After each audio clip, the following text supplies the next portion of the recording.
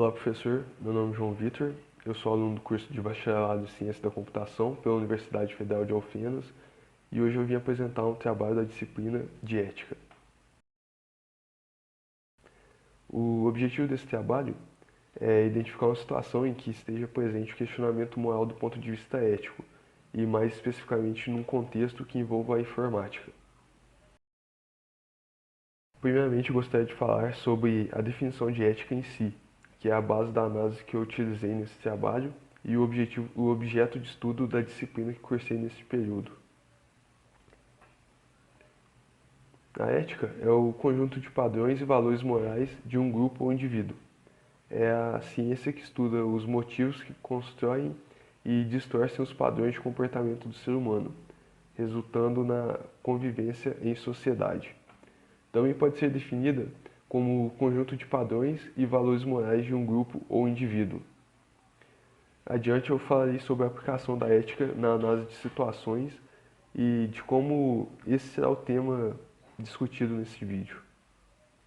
A ética está envolvida sempre que existe a discussão entre o certo e o errado, pois são atributos que dependem dos valores com os quais são julgados. Por isso, uma ação não pode ser definida como imutavelmente errada ou certa, pois, como vimos no decorrer da disciplina, os valores das sociedades mudam. Portanto, a moral das ações também pode mudar. Porém, na sociedade atual, existe a necessidade de se definir um certo e errado, para que haja uma boa convivência entre os indivíduos. Muitas ações consideradas erradas são definidas como crimes, e por isso são proibidas e punidas, pois a maioria são prejudiciais à boa convivência em sociedade.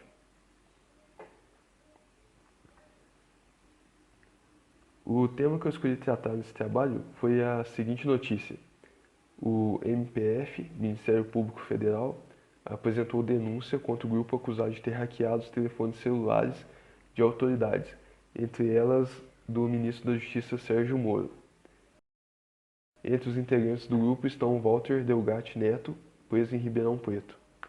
Os crimes apontados pelo Ministério Público Federal são organização criminosa, lavagem de dinheiro e interceptação telefônica ilegal. Para a Procuradoria, o grupo teria constituído uma organização criminosa com a finalidade de praticar crimes cibernéticos e diz que o grupo também envolveu-se com fraudes bancárias e lavagem de dinheiro.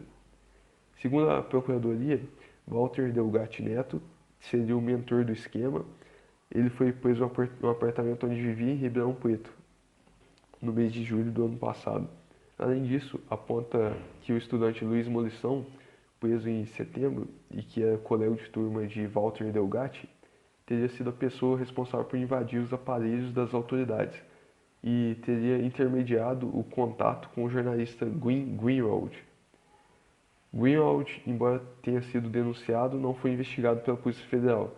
Já a Molição afirmou um acordo de delação premiado com a Polícia Federal e foi solto em dezembro de 2019.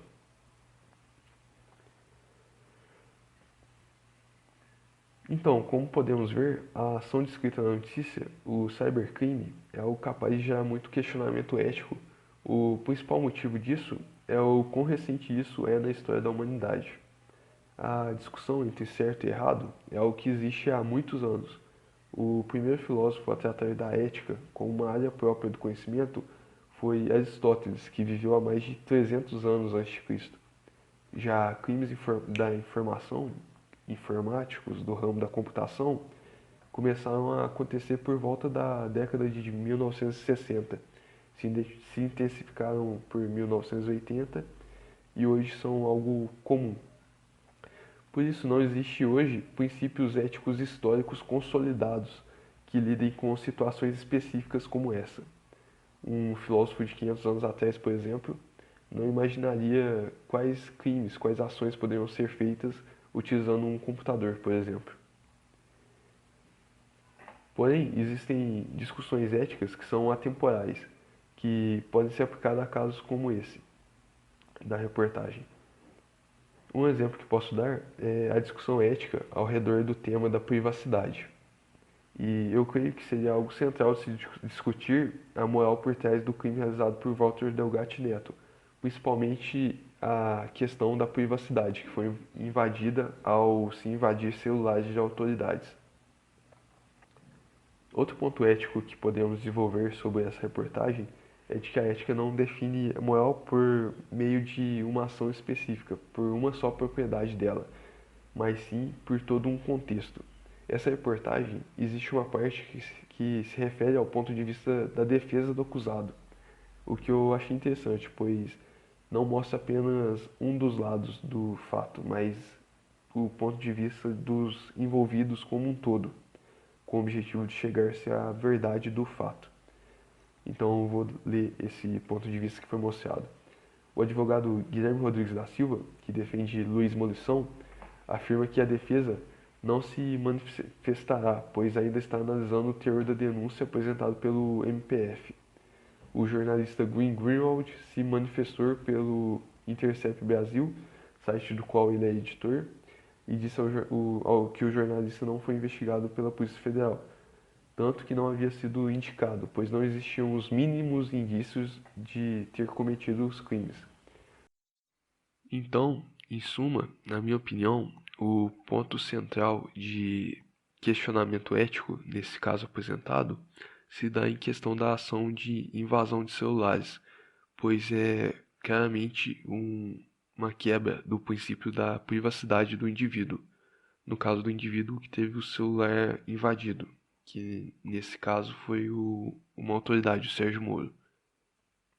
E na sociedade atual, essa invasão de privacidade, que é algo considerado eticamente errado, tanto que existem formas de tentar coibir ações desse tipo, como por exemplo garantias do Marco Civil da Internet, que estabelecem princípios e direitos para os usuários de internet no Brasil, de, por exemplo, se manterem seguros e seus dados também de forma segura na internet, de forma que não sejam expostos e tenham sua liberdade e privacidade garantida. Agora, um pouco mais a fundo sobre a privacidade, ela é um tema que é discutido na ética há muito tempo.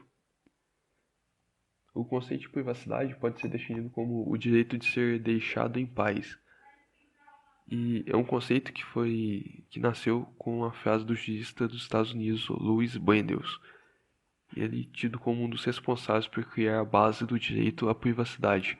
Ele teria buscado inspiração no filósofo Ralph Waldo Emerson, que defendia a solidão para alcançarmos a liberdade e a criatividade.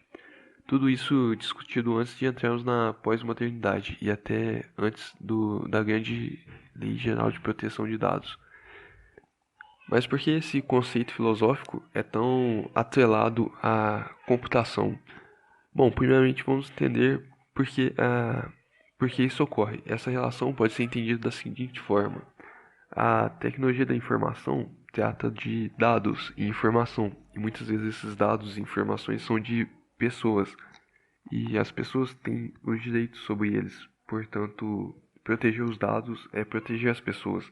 E como os dados de diversas pessoas interagem de formas diferentes, é responsabilidade dos profissionais da área da computação tentar manter os dados das pessoas seguras e manter elas mesmas de acordo com os princípios da sociedade atual, que prezam pela liberdade e privacidade. Além disso, os profissionais dessa área devem fazer o possível para evitar que crimes como esse de invadir a privacidade de alguém continuem a ocorrer.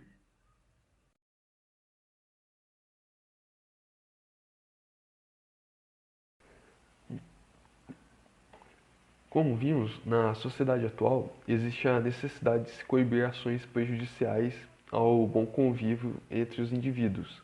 Isso é básico. Por exemplo, é importante definir um certo e errado para que não haja um caos entre a convivência de tantas pessoas como no mundo atual.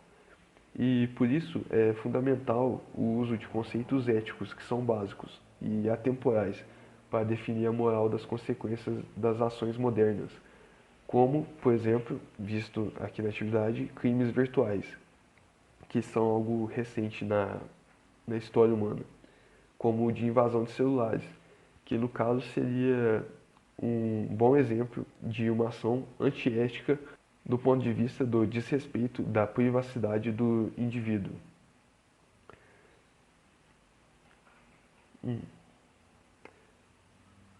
Muito obrigado pela atenção, por ter visto o vídeo. A bibliografia e os links que eu consultei eu vou deixar na descrição. E é isso. Muito obrigado.